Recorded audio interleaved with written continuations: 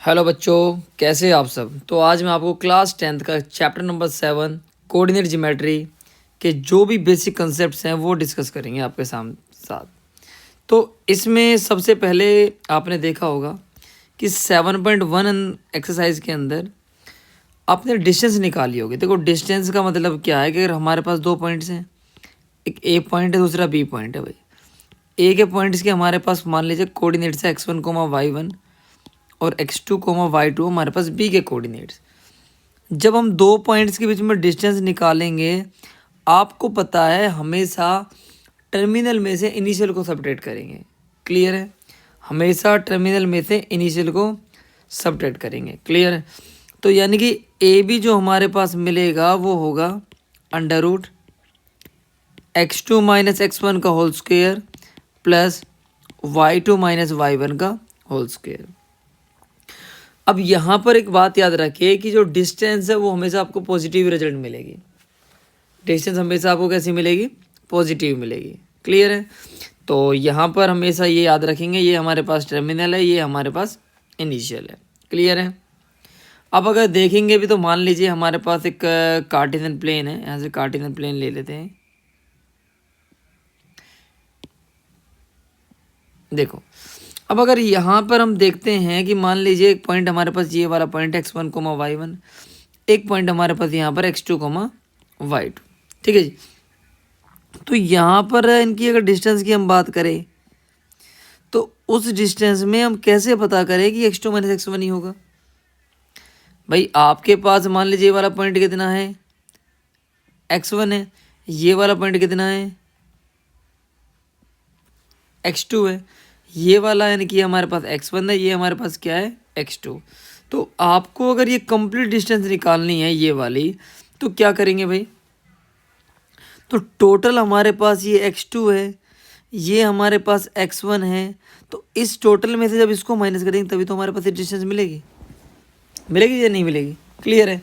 तो ये होगा हमारे पास x2 माइनस x1 का होल स्क्वायर। और यही तो होता है हमारे पास कि भाई ये क्या हो जाएगा हमारे पास? बेस का स्क्वायर। ये बेस है और ये हमारे पास क्या है? परपेंडिकुलर। परपेंडिकुलर वाला भी केस हम यहाँ से चेक करते हैं तो क्या मिलेगा? देखिए, तो परपेंडिकुलर वाले में भी आप देखेंगे भाई ये वाला पॉइंट हमारे पास क्या था? y1 था। ये वाला पॉइंट हमारे पास क्या था? ये वाला y2 है। यानी कि जब हम इस वाली डिस्टेंस को निकालेंगे यहाँ से तो भाई कंप्लीट तो था ये y2 और ये था छोटे वाला y1। तो यानी कि y2 में से y1 माइनस कर देंगे।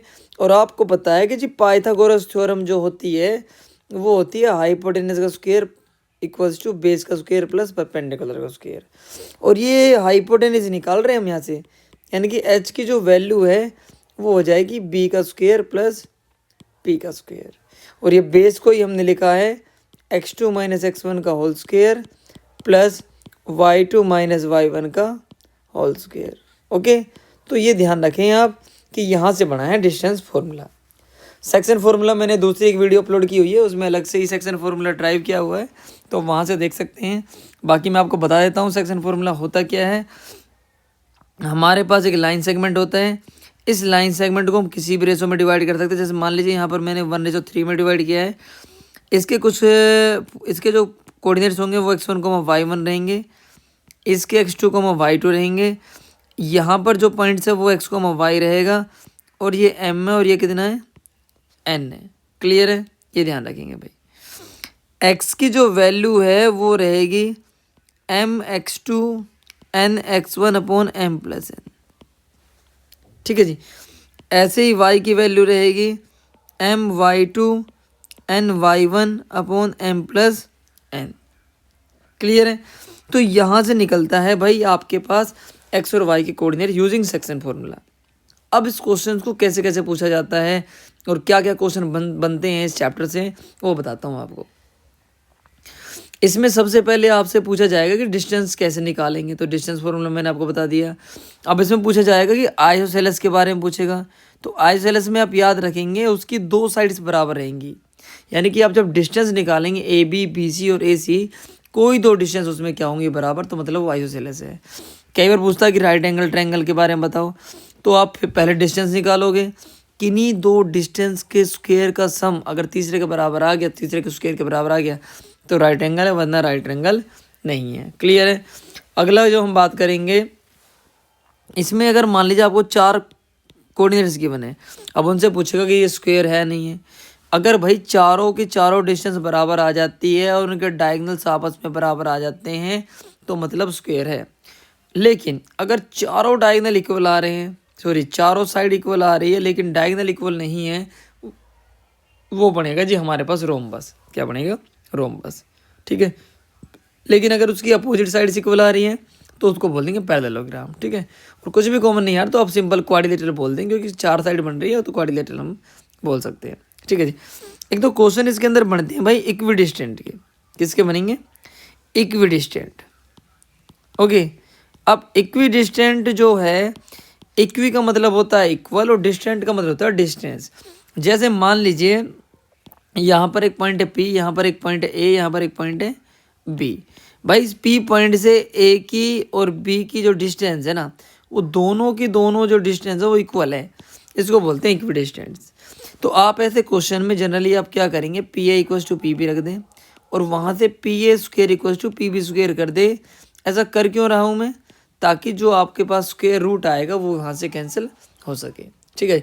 और एक क्वेश्चन बनता है आपका रिलेशन का, तो रिलेशन वाले क्वेश्चन में याद रखें कि आपका जो आंसर है, अगर एक्स वाई के बीच में रिलेशन पूछा गया है तो उसमें एक्स और वाई आने ही चाहिए आपके।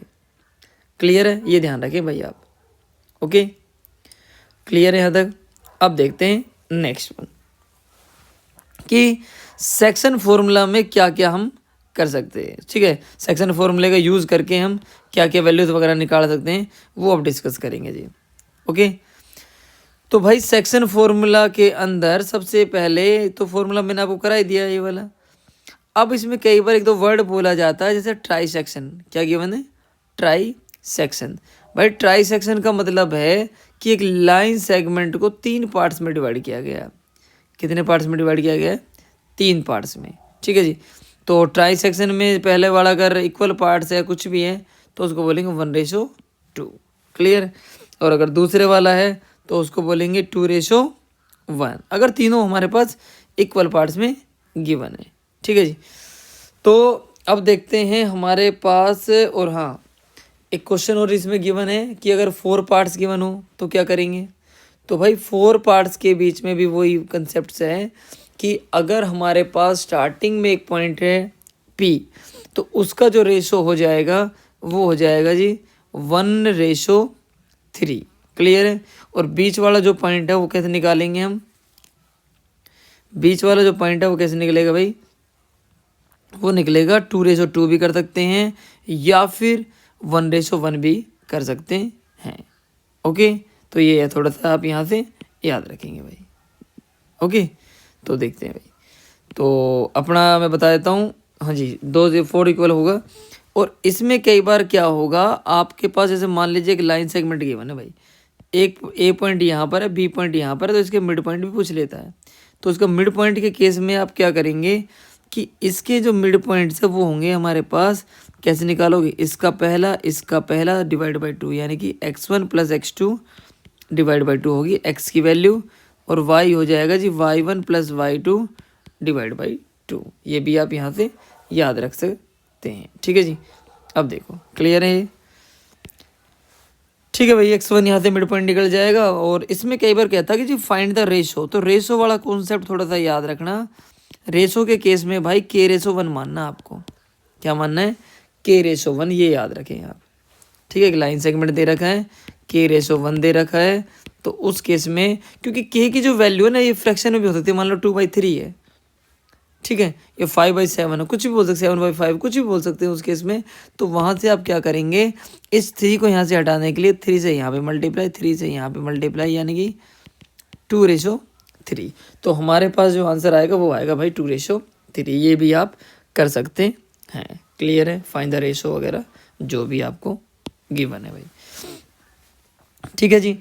तो रेशो भी निकल गया हमारे पास। और इसमें जो क्वेश्चन आपका बनेगा ज़्यादा और नहीं है कि सर्कल वाला क्वेश्चन पूछ ले दिया जाता है कई बार कि इस सर्कल के अंदर एक डायमीटर गिवन है, इसके पॉइंट्स आपको मान लीजिए, इसके सेंटर वाला पॉइंट गिवन है, तो इसके कोऑर्डिनेट्स निकालो। तो उसमें ध्यान रखें भाई, इसका पहला दोनों को डिवाइड करके डिवाइड बाई 2 और बराबर रख देंगे इस वैल्यू के बराबर, ठीक है ना। वहाँ से आप इजीली निकाल पाएंगे।